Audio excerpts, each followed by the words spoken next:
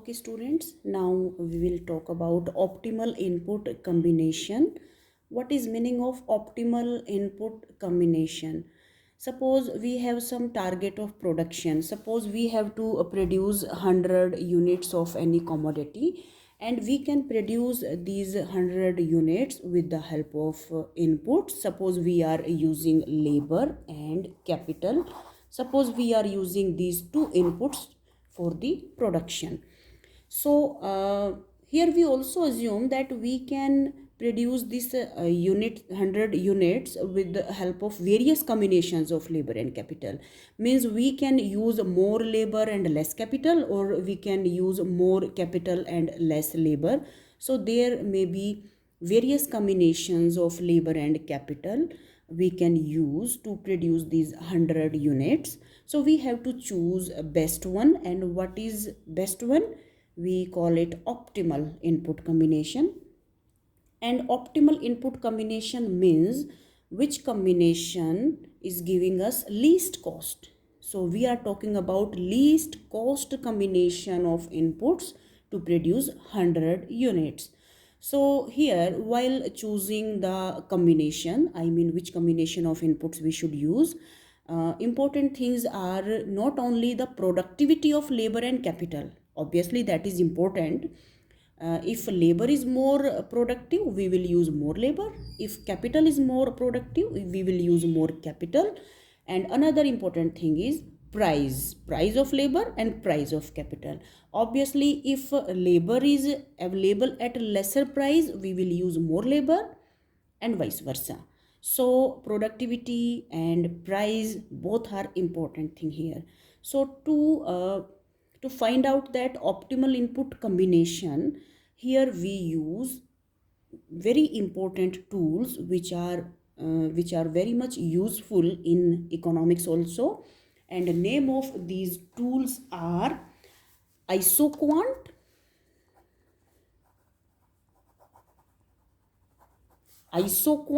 and another tool will be IsoCost. So we will be talking about IsoQuant and IsoCost. These are very important tools and we use them in decision making in economics. Before I start these two topics or explaining these two tools of economics, if you remember, you have already studied topic indifference curve. So you can say this is just like your indifference curve. The only difference between IsoQuant and indifference curve is that in case of indifference curve, we talk about utility, and here we talk about production. In case of indifference curve, we take combinations of commodities. I mean X and Y commodities we take there. But here we talk about factors of production. So we have factor of production, labor and capital. So now it will be easier for you to understand this topic if you keep in your mind the topic indifference curve approach. So first of all, what is IsoQuant? What is IsoQuant? IsoQuant shows various combinations of two inputs. Here we are taking labor and capital. Suppose we have these two inputs, labor and capital. So IsoQuant shows various combinations of two inputs which are providing you same level of output. So suppose to produce 100 units, you can use various combinations of labor and capital, and this IsoQuant shows various combinations. For example, on this point you are using this much of labor and this much of capital. So suppose here you are using 5 capital and 1 labor, suppose, to produce 100 units. Here suppose you are using 2 capital and 2 labor to produce 100 units. Suppose on this point you are using 1 capital and maybe 4 labor, suppose. Okay, so these are various combinations you can use to produce 100 units. So this curve is called isoquant. All the properties of indifference curve and isoquant are same, like it is negatively sloped, it is convex to origin, higher isoquant shows more production.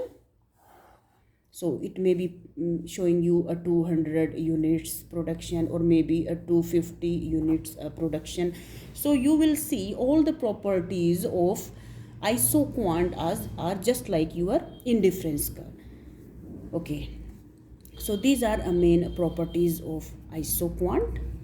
Now next important thing here is slope of isoquant. What is slope of isoquant? If you want to see slope on this point, suppose on this point you want to know what is slope of isoquant, you will draw a tangent and you will see whatever is slope of this line is slope of this isoquant on this point. So this slope of isoquant is very important. When you are moving from that point to this side, you will see that slope on this point will be different from that of another point. So earlier slope was this, now slope is this. So you can see that slope is decreasing. Earlier more slope was there, now less slope is there. Okay, so you can compare slope of this line and slope of this line. So you can see that slope is decreasing as you are moving from that point to this point. Why slope is so important? Slope is important because slope of this isoquant shows the rate at which we are substituting a capital with labor in such a way that our total production is same, maybe 100 or 200 units, whatever we have taken. So that's why this slope is very important. If you remember, slope was also important in case of indifference curve, and when we were talking about indifference curve, that slope's name was MRS, marginal rate of substitution. Here name of this slope will be marginal rate of technical substitution. Its name is not MRS, its name is marginal rate of technical substitution. Marginal rate of substitution means the rate at which we are substituting one variable with another one, that is marginal rate of substitution only. When we were talking about indifference curve, we were saying the slope is marginal rate of substitution. Here also we are substituting capital with labor, and it is shown by the slopes on various point. But why it is called technical substitution? What is meaning of this T technical?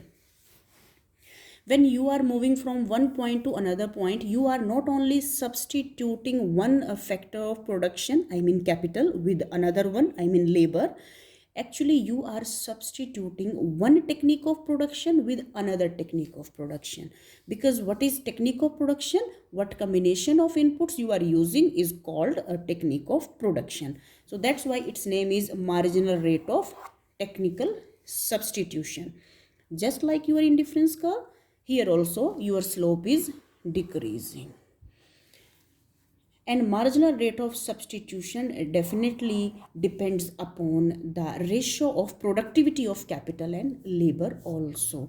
Means when you are increasing one labor, how much of capital you should leave will depend upon marginal production of labor and marginal production of capital. So your marginal rate of technical substitution is decreasing. I want to explain it here. Though if you have already discussed or already studied your indifference curve approach, you know what I'm going to explain. As this is your isoquant, and here if we leave our some capital because we are increasing our labor, so here we are using more labor, here we are increasing some labor here, so we have to leave some capital there. So we are increasing here labor and we are leaving capital, and again your production will be same. So you are substituting capital with labor. If we go next, I mean on equal distance, again I am taking this point, again I am increasing your labor and decreasing your capital. So every time to increase one labor, some amount of capital you have to sacrifice, because your condition is what, your production should be same on every combination. So here you can see whatever quantity of capital you have to sacrifice to increase one labor is decreasing, you can see this, and this is what is called slope. I mean to say, slope here is change in capital divided by change in labor. I am using same rule, change in y divided by change in x. So change in capital divided by change in labor. This is the slope which is decreasing. You can see here labor is same every time, equal, but capital decreasing. So this is also called marginal rate of technical substitution. We have just talked about this. So it was all about the slope of isoquant. One more thing, slope is also depending upon their respective productivity also. So that is only for your extra knowledge. So it was all about your isoquant. Now let's talk about your isocost line. If you remember your budget line when you were studying your indifference curve, it is just like your budget line. But here the only different thing is we are not buying commodities, we are here purchasing or hiring our inputs. So this is a straight line curve which shows various combinations of your inputs, suppose labor and capital, and you can spend equal amount, means on every point you are spending equal amount to hire labor and capital. So this line shows various combinations of capital and labor you can hire or you can buy, whatever you are using here, whether you are hiring them or you are buying them, okay, with the help of same amount, means the amount you are spending on hiring these inputs is same. So every combination of labor and capital shows equal cost for you as a producer. Your cost is equal on every point, but you are hiring different combinations of capital and labor here. Slope of this isocost line is again very important. And what is slope of this line? Suppose you are spending 1000 rupees for labor. So how much of labor you can hire with 1000 rupees is 1000 rupees divided by price of labor. And what is price of labor called? Wages. To hire capital, suppose 1000 rupees divided by price of capital. And what is price of capital? That is rate of interest. I am showing it with the small r. So how much of labor you can hire with 1000 rupees depends upon this. How much of capital you can hire with 1000 rupees, you can calculate like this. And you can hire different combinations as well. Here you are hiring only labor and zero capital. Here you are hiring only capital and zero labor, and here various combinations. So how to get a slope? Slope will be wage rate divided by rate of interest. I mean to say price of labor divided by price of capital. In this way you can find out slope of your isocost line. So it was all about your isoquant and isocost line.